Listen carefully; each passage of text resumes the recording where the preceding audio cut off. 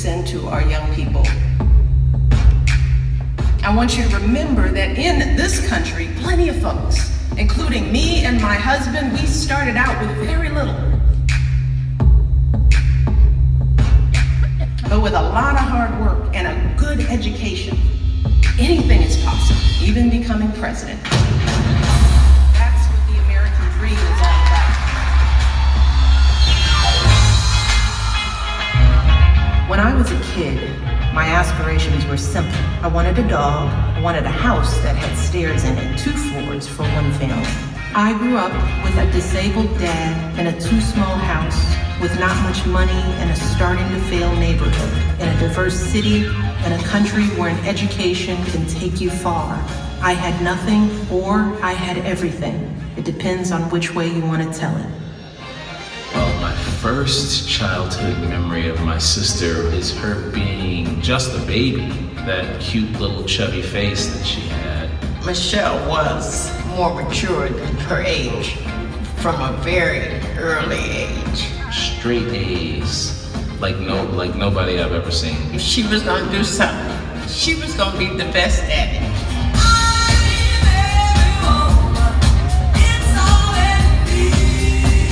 Our dad worked the swing shifts. In spite of his handicap, he got up and went to work every day with a terrific spirit. He inspired us to be successful. I think my parents appreciated my feistiness, and I'm glad for it. It was a flame inside me they wanted to keep lit.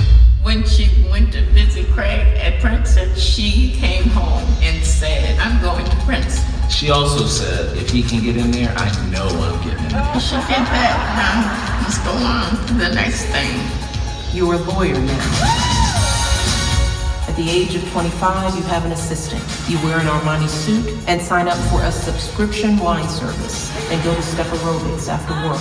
Because you can, you buy yourself a Saab. A senior partner asks if you'll mentor an incoming summer associate, some hotshot law student. Like you, he's black and from Harvard. Other than that, you know nothing, just the name, and it's an honor. Barack Obama was late on day 1. I was late.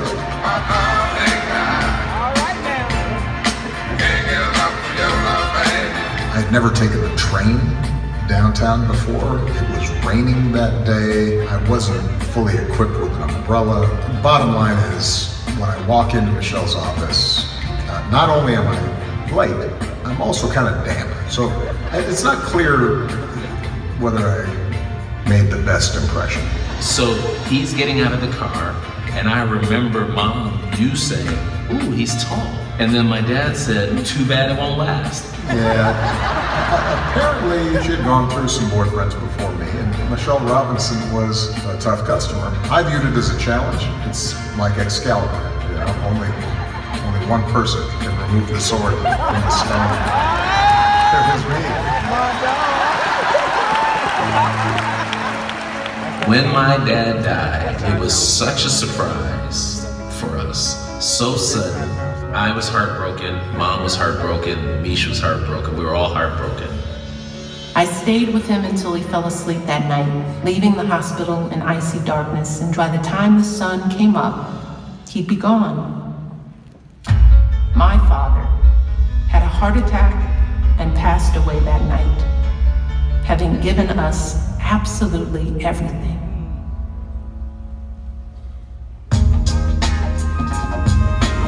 That period in the 90s suddenly shakes up her world in some very challenging ways. And I think leads her to step back and say, what is it that is genuinely important to me?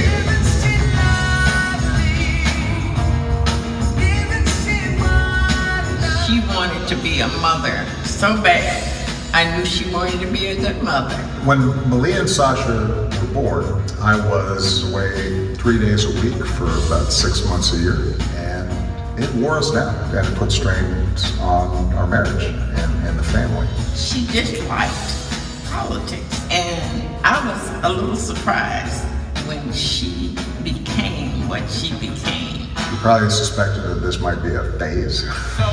Please join me in welcoming my little sister and our nation's next First Lady, Michelle Obama.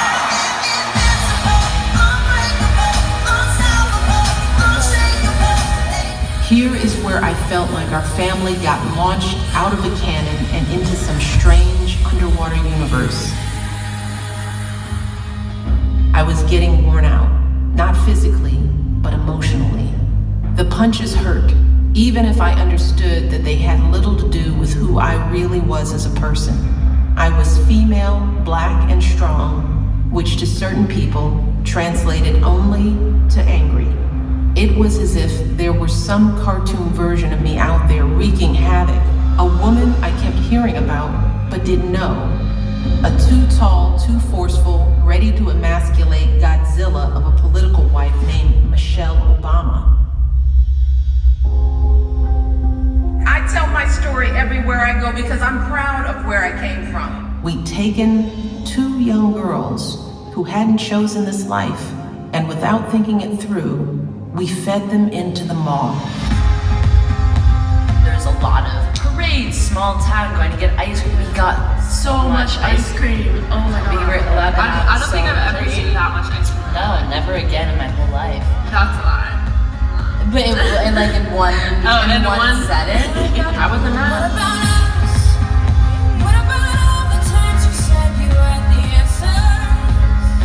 I remember the night in Chicago. People were just so happy and just so excited. And it was just interesting because Mom was very calm. And I think seeing other people cry and scream in a way that highlighted truly how insane it was that just happened. We'd leaped, and now, one way or another, we'd land.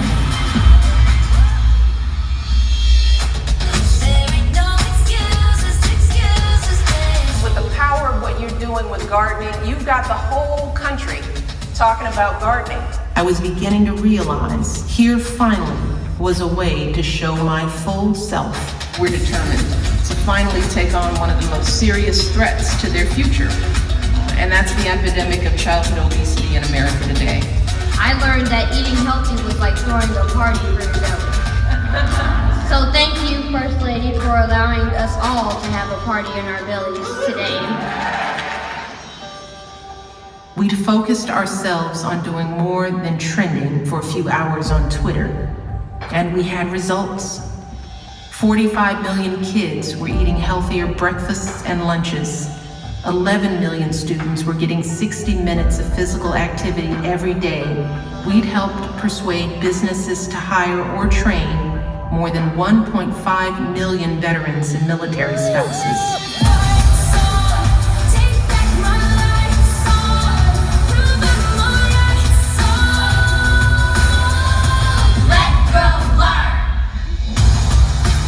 People would send her a pretty clear message that, no, we actually might like you more than the guy you're married to, so you keep on talking. When someone is cruel or acts like a bully, you don't stoop to their level. No, our motto is, when they go low, we go high.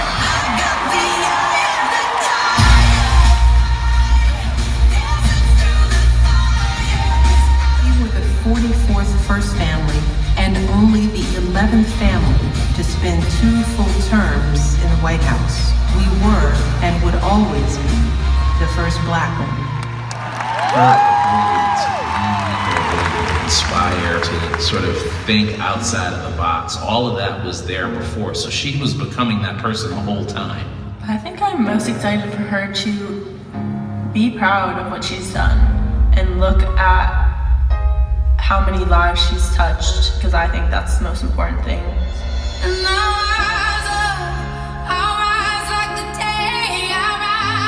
For me, becoming isn't about arriving somewhere or achieving a certain aim. I see it instead as a way to reach continuously toward a better self.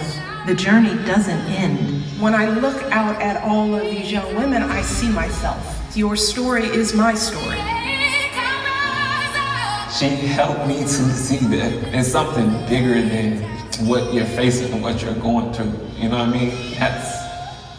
very empowering to be a light to others. And now I use the light that she gave me to be a light to others. There's no one in this world who isn't allowed or isn't worthy of having the kind of life she's had. I want our young people to know that they matter. Lead by example with hope. Never fear. Especially a lot of young women out there are trying to find their direction and their voice and feel confident about who they can become. Know that I will be with you, rooting for you and working to support you for the rest of my life.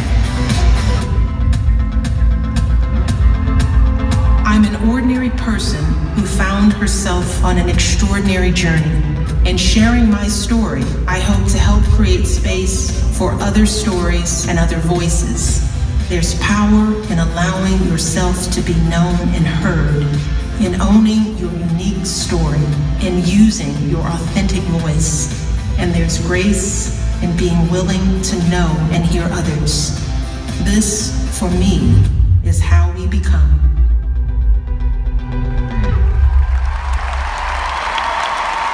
Ladies and gentlemen, Michelle Obama.